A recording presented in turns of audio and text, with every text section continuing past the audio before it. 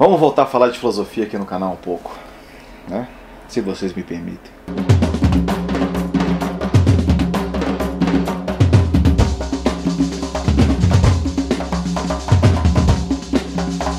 Livro de hoje, Necropolítica, Achille Mbembe, esse filósofo camaronês, né, da nova onda francófona de pensamento crítico.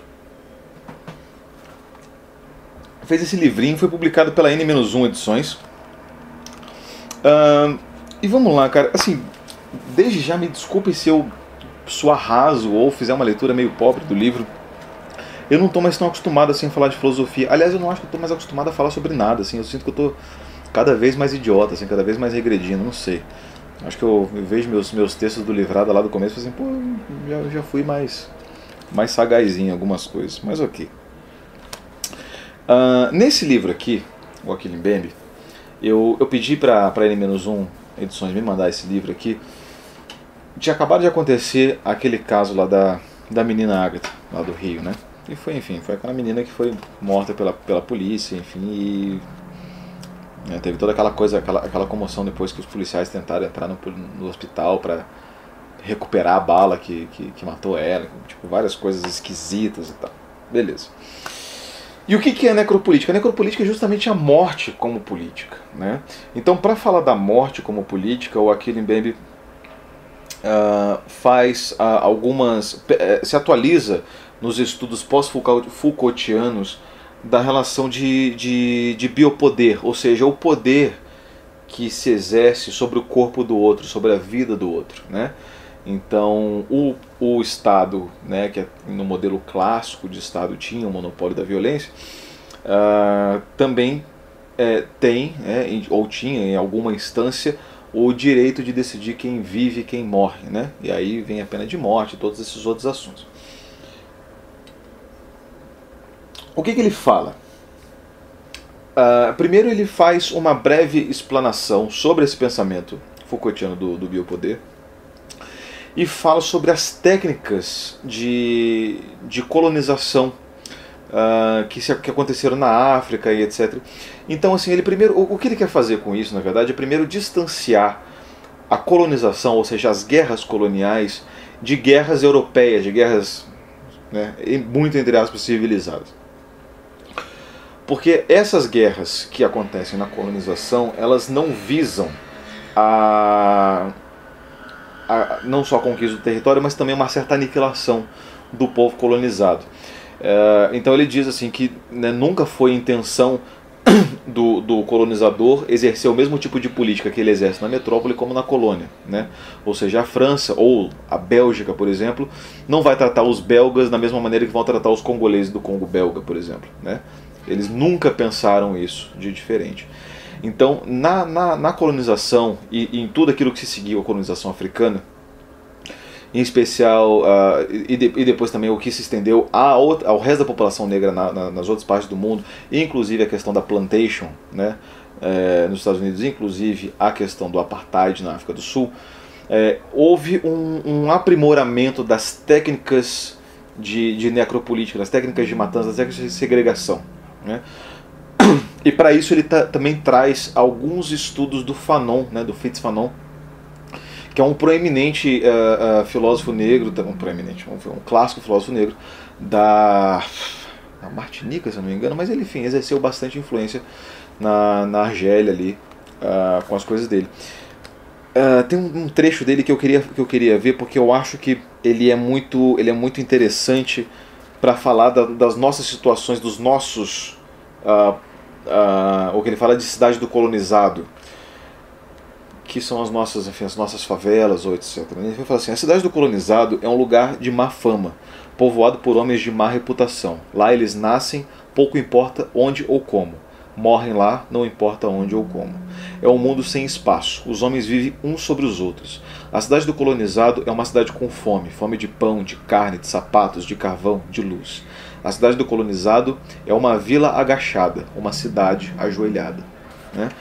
Então, com essa diferenciação, e essa diferenciação que os europeus fazem com relação ao africano no primeiro momento de colonização e no segundo momento do apartheid, é uma diferenciação que entende a esfera do humano como uma esfera diferente da esfera da natureza. Então o que o Mbembe fala aqui é que o que levou as atrocidades da colonização não foi nem tanto a cor de pele dos caras, mas a forma como eles viviam, mais em contato com a natureza. Então os caras eram mais bicho do que gente aos olhos dos europeus, porque os caras viviam com menos...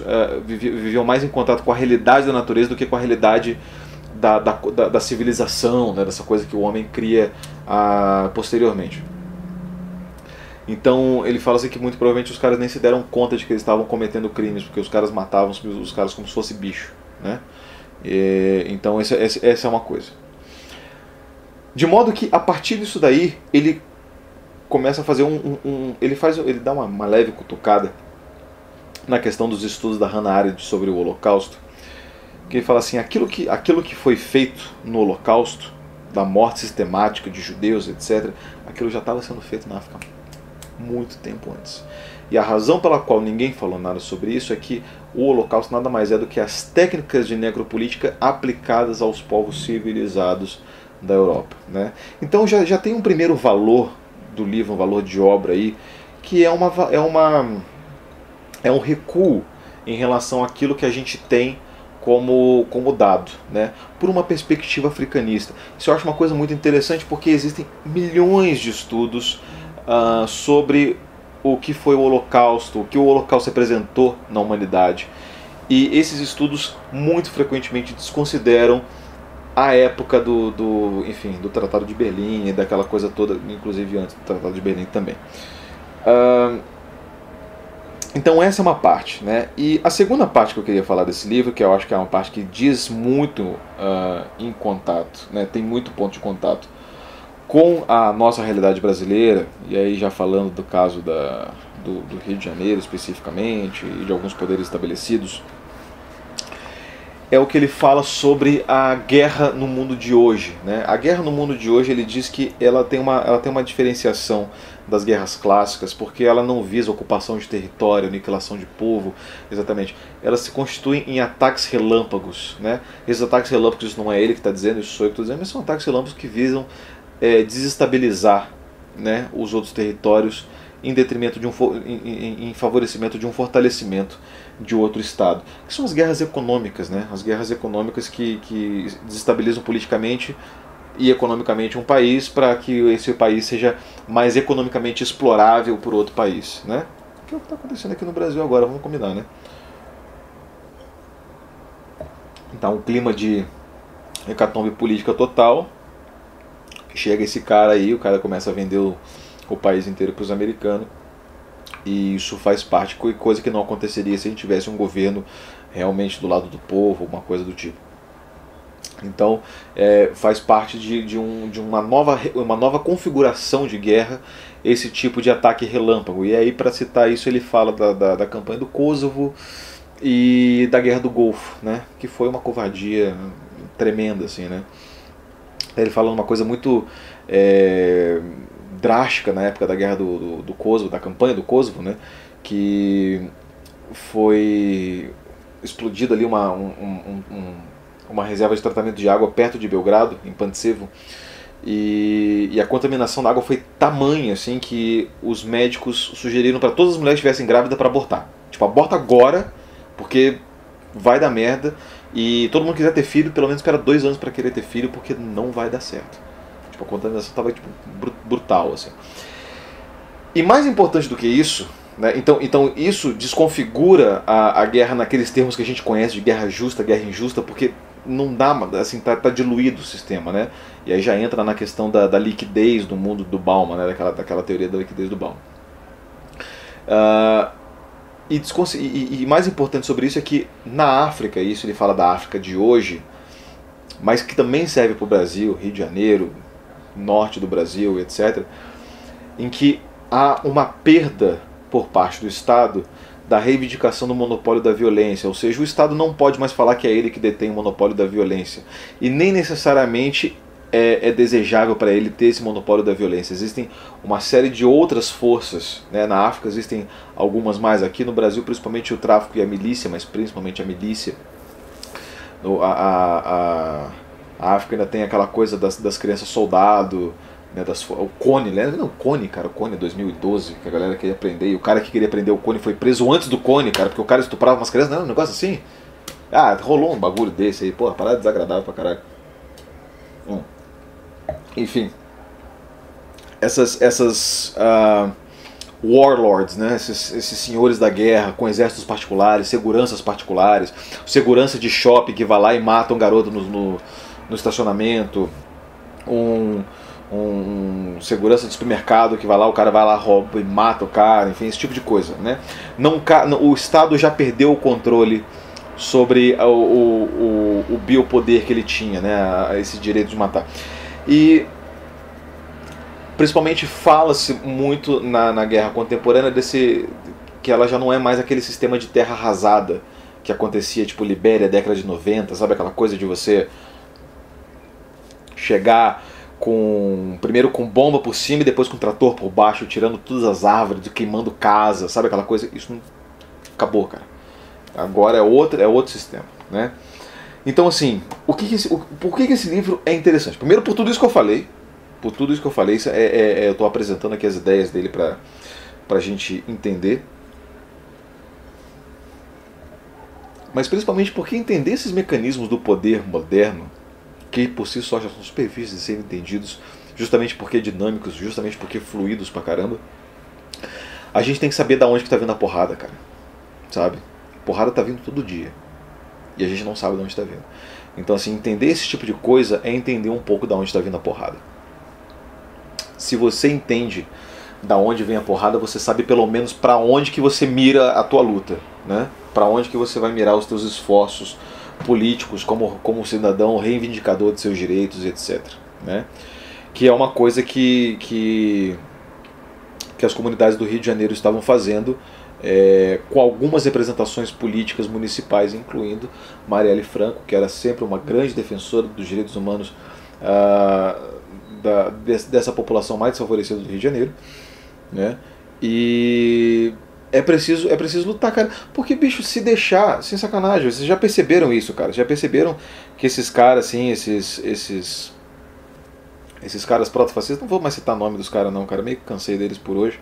Já falei demais deles, porque eu fiquei rindo lá do cara que falou do peso argentino, do real. Enfim, não quero mais falar desses caras, mas assim, vocês sabem, né, bicho? Se deixar, os caras vão matar todo mundo que é pobre, vão deixar só os caras que é descendente de italiano, que tem um avô que come canelone, essas paradas do tipo. Porque o Brasil que eles querem é esse, né? É cristão, né? É descendente de italiano, é um Brasil que gosta de AC/DC, né? Que gosta de Queen, né? Mas não gosta do Fred Mercury ser viado, mas gosta de Queen, mas assim meio... E fala assim, e pior, e daí fala assim, Fred Mercury, porra, é a prova de que ser viado não tem nada a ver, porque eu adoro Fred Mercury, e ele é viado, né? E eles falam assim, então eu não sou homofóbico, porque Queen é do caralho, né? Etc. Então esse é o Brasil que os caras querem, sabe? Um Brasil cristão, um Brasil branquinho, descendente italiano, patriota, militarista, né? Monarquista, se possível, né, cara? Aquela coisa toda. Então, o mundo de hoje em dia é diverso, cara, é plural, assim, sabe? Tá cada vez mais plural, cada vez mais cosmopolita, sabe? Não tem mais essa de mente bitolada, sabe? A menos que você passe a sua vida inteira, tipo, indo e voltando da Disney. Se você for dar uma dança pelo mundo, inclusive fora da Europa, você vai perceber que existem outras coisas, e esse pensamento é muito perigoso, sabe? Porque esse pensamento torna a governabilidade mais difícil. Porque se você governar por uma massa homogênea é muito mais fácil, né, cara? É muito mais tranquilo. Você precisa lidar com menos divergência de interesses, né? Então, assim, é um projeto político. E se ninguém reclama, os caras matam mesmo, cara. Os caras matam. Você viu Bacurau, velho? Bacurau é sobre isso, sabe? Bacurau é sobre a necropolítica. Então, assim, é bom ficar esperto. É bom ficar... Então, assim, cara, olha, esse livrinho aqui, ele é bem didático, ele é bem fácil de ler. Ele tem 70 páginas, E, bicho, assim, se você não puder dar pra alguém pra ler esse livro, sabe? Lê e explica pra ela. Porque dá pra explicar um livro de 70 páginas. Tranquilamente. Lê e explica. Quanto mais gente ficar sabendo sobre o que é necropolítica, o que é o biopoder, o que é o controle disciplinar, ele fala muito da questão da Palestina também no livro, né? Controle disciplinar e territorial. Quanto mais gente souber disso, mais a gente vai conseguir se defender. Então, assim, ler um livro desse é uma forma de se fortalecer, é uma forma de se empoderar, né?